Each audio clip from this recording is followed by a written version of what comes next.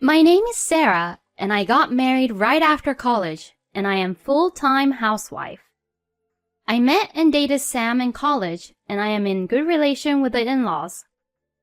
The reason why I became a full-time housewife is because the in-laws recommended it. When we did our first greet with the in-laws before the wedding, "You see, marriage is about while the husband goes out to work and earn living. Wife should stay at home and protect the home." Julia, who is my mother-in-law, nodded while Robert, my father-in-law, spoke. I knew that they are old-fashioned since I was informed by Sam, and we both agreed to the idea and got married. Sam, have a great day at work! Thanks, honey. My morning routine is to see Sam off to work, and then do the house chores. After several years of living this way, there was a problem. One night, "Hey, Sam, do you want to go to the clinic to get tested?" I wanted to get tested for fertility.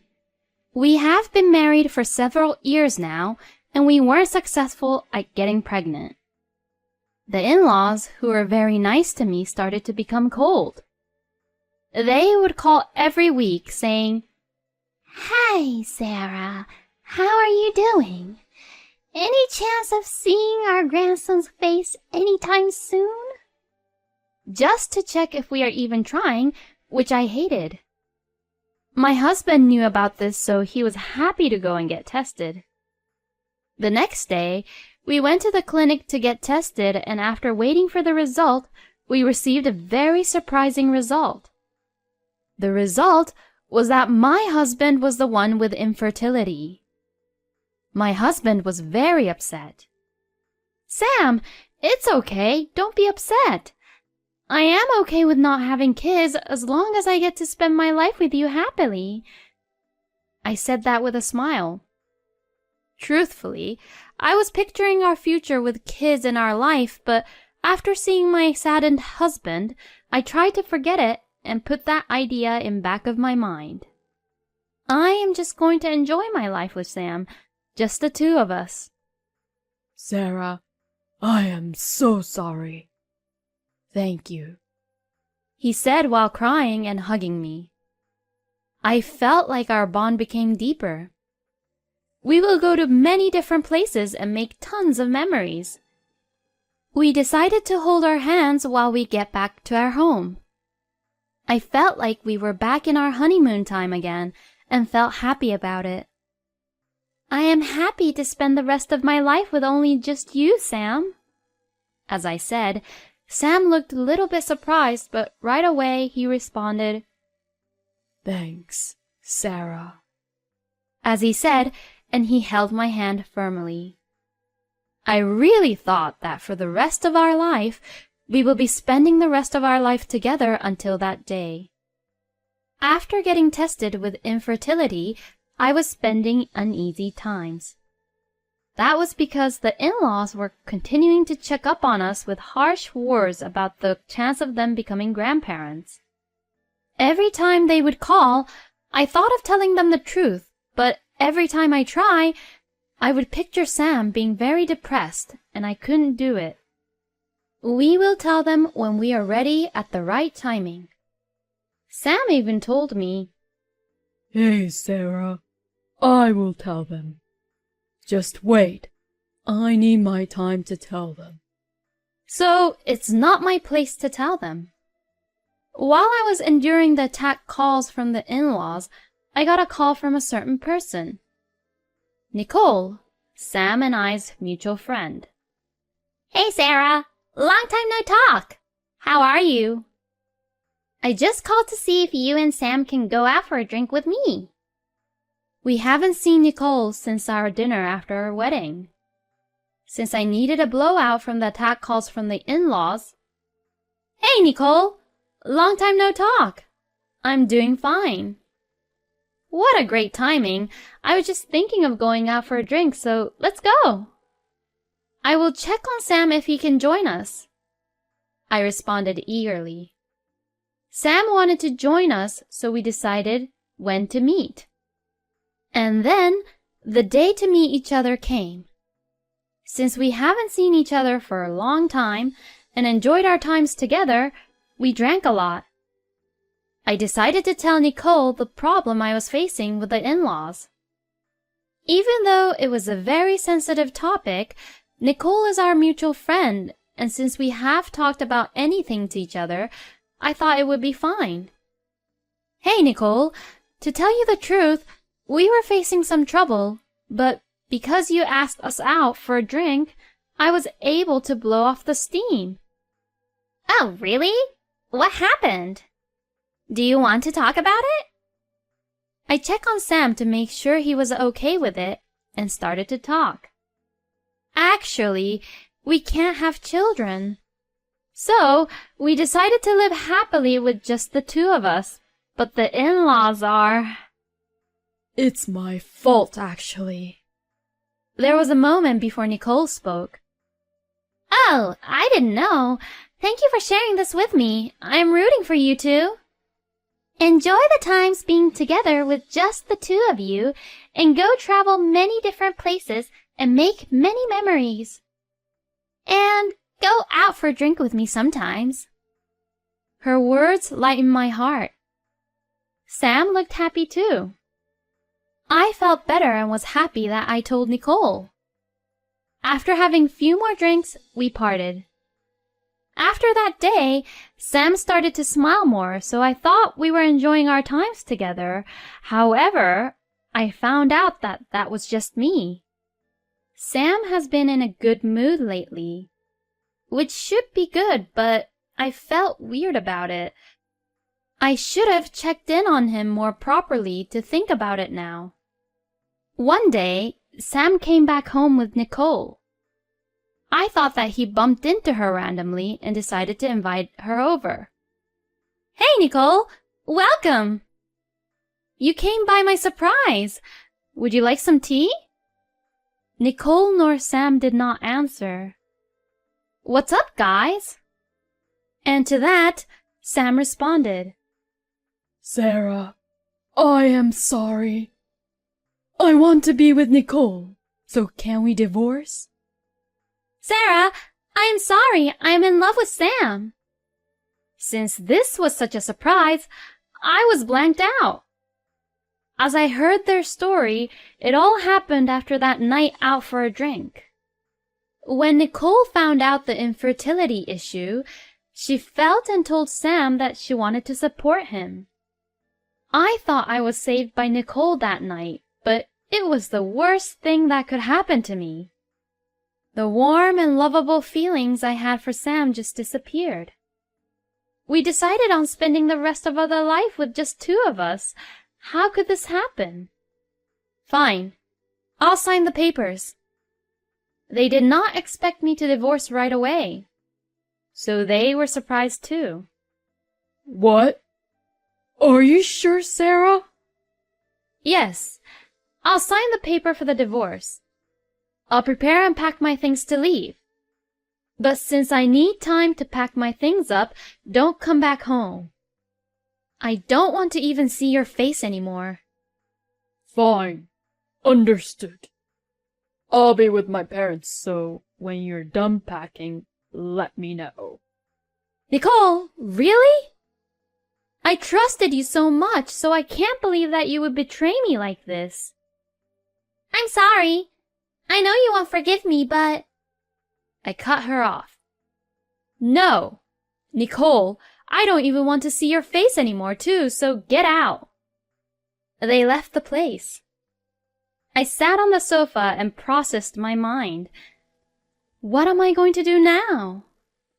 All the time with him are going down the drain. I was so frustrated, my tears wouldn't stop. Crying won't make anything better, and regretting won't change a thing. How could this happen to me? I passed out without realizing and was woken up with a phone call. The call was from Julia, my mother-in-law. I guess Sam went home and told everything.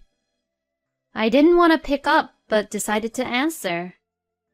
I could have ignored the call, but thought it would be annoying later if I didn't now. Hi, Sarah. I heard everything from Sam. I am sorry for what have happened to you, but Nicole will be able to let me see my grandchildren.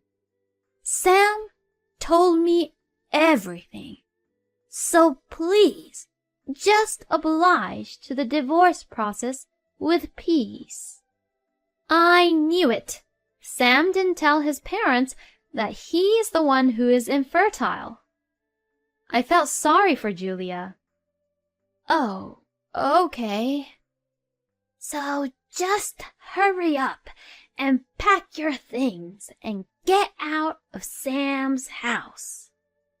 Sarah, thank you for taking care of Sam until now.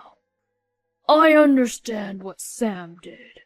Cheating on you was not a good action, but please forgive him. Good luck to your future. Thank you, and goodbye. I just told them that and hang up the phone. What is wrong with them? These people. They were so nice to me, but now they are totally different people. Oh, right. They didn't care about me. They only cared about them having their grandchild. I thought about telling them the reason as to why they can't see their grandchild's face is that Sam is the one who is infertile, but I decided not to. If I told them, I thought I would be the bad guy and I would feel miserable about it. I'm not going to interfere with them anymore. I don't care what would happen to Sam and Nicole. I started to pack up my things. Since I was just a full-time housewife, until I find a job, I decided to stay with my parents. When I told about it to my parents, they just told me to come home. I didn't want to stay at that house which I shared with Sam and just packed up my things really quickly and went home. My parents welcomed me with a very warm smile. It was so hard for me to not cry, but I just said to them that I am home. My parents didn't ask me for the details with Sam and his family, but just had simple conversations we just enjoyed. My father was just happy to see that I am back, and because he's overjoyed, he is drinking a lot. My mother just looked at my father happily. My parents' kindness touched my heart. I couldn't say it to them, but I said, "I'm sorry for making you guys worried in my mind." That day, as a family, we enjoyed our night till the end. Soon after, the divorce was finalized. Of course, they both compensated me with alimony, and I started a new chapter of my life. I got a job right away. It was an office job. I was nervous about going into the office since I have never worked before, but I was very fortunate to be surrounded by kind people from work and had a stable life. While spending time at my parents' house, my heartache healed. My parents said I could still stay, but I started to live on my own. I needed to live on my own to relax and have my me time. One night, I went out alone to have drink night on my own. Since I have been very busy the past few months, the beer tasted so good. When I glanced around, I saw a guy who was drinking alone. How he drank made me thirsty. At this time, I didn't know that this guy would be my future husband. His face was not good looking. He actually looks like a potato head, and I just wanted to emphasize that he was not my type. But how he drank made me interested in him. Maybe because I was heartbroken, I am interested in him. But I am not ready. Then, "Hey, is there something on my face or something?" he spoke to me. I was very confused and thought, is he trying to ask me out? But he wasn't, and supposedly I was just staring at him, which made him uncomfortable. "Oh, sorry, you look so good when you're drinking your beer." I answered the reason why I was staring, and he blushed. His name is Steve. He was same age as me. Steve and I talked for about 3 hours. He would say, "Who are you calling Potato Head? I am not a potato head." He knew he looked like a potato head and made cynical, funny jokes about it just to make me laugh a lot. This helped me get to know him a lot, and we decided to exchange our number that same day. I told him everything about my past, and he just listened, and he gave me kind words and told me that I deserved better. As we messaged and spent more time together, we gradually became attracted to each other and started to date. After 1 year of dating, we got married. I was kind of surprised, but felt good about our marriage, but at the same time got worried and hoped I didn't make the same mistake. But every time I looked worried, Steve would tell me just by looking at my face saying, "Everything is good. Don't worry." And he assured me kindly. Even my parents are happy with him. After a little while, we had a baby. My parents were very happy with their grandchild. I gave up on having a child once, but then I was able to meet the right guy in the end. We were blessed with a child, and I was very happy with my life. From now on, we will be raising our baby together. One day, a year after having our child, all 3 of us were going out. We bumped into Sam, Nicole, and Sam's parents. At first, I pretended I did not notice them and walk away, but we were too close to do that. "Oh, hello." Sam, Nicole, and Sam's parents just looked at me in shock. "Wait, what? Sarah, is that you with a child?" Why? Wait, why is Sarah with a child? I bet they weren't expecting me to get remarried and even have a child. "Oh, yes. Hey, this is my husband and my child." They were all in shock. I couldn't stop laughing in my mind with this situation. Steve didn't understand what was going on, so he asks, "Honey, could you introduce me to these people?" So I told him, Darling, I previously mentioned about Sam and Nicole, and they are Robert and Julia." Steve caught up with me with the situation. "Oh, that's Sam. I see." He grinned. "Yes, we are on the same page about this topic too." Wait, why? I thought you were infertile. I knew it. Sam didn't tell them the truth. It was my time to drop a bomb on them. "What are you talking about? I am not infertile. Sam is the one who is infertile." Robert and Julia quickly looked at Sam. "No! Sarah is lying." "What are you talking about, Sam? We got tested together." "Wait, you still haven't told them the results?" "Nicole, you knew about this too, but you didn't tell Robert and Julia?" Then Julia shouted, I cannot believe this person. How could you say Sam is infertile? You liar. Nicole is pregnant with Sam's child. "No way! Nicole, wait, what? Whose child is it?" Sarah, shut up! Don't say such a thing. By the looks of how Nicole reacted, I understood the infidelity of their relationship. Robert, Julia, Sam, and Nicole, they were all turning pale in shock. Sarah, let's get going now. I hope you guys will have a great day. Excuse us." Steve grabbed my hand and quickly walked away. The four of them was just standing there, which was just awkward.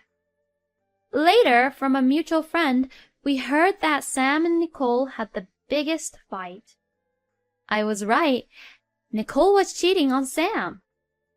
And Nicole was not pregnant with Sam's baby.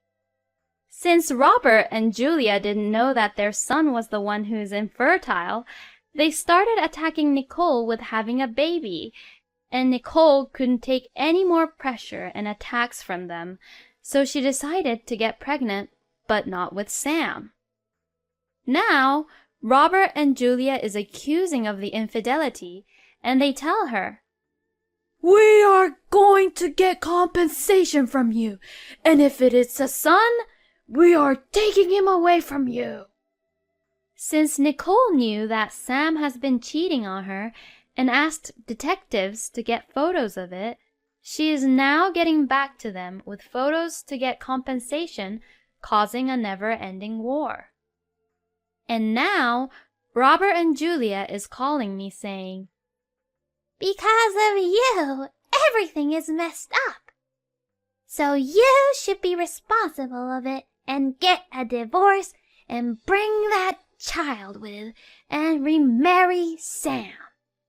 So I told them, the number you're dialing is either not in use or is not powered on. Stop talking gibberish and have a nice day. And hanged up the phone. Since Julia's number was new, I blocked that one too. Right now, I don't know what happened to that family, and I don't want to know.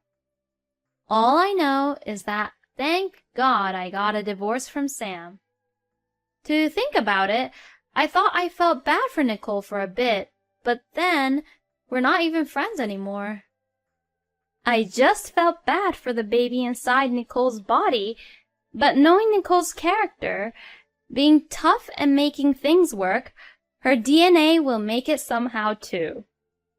I'll stop thinking about them now and focus on my happiness now.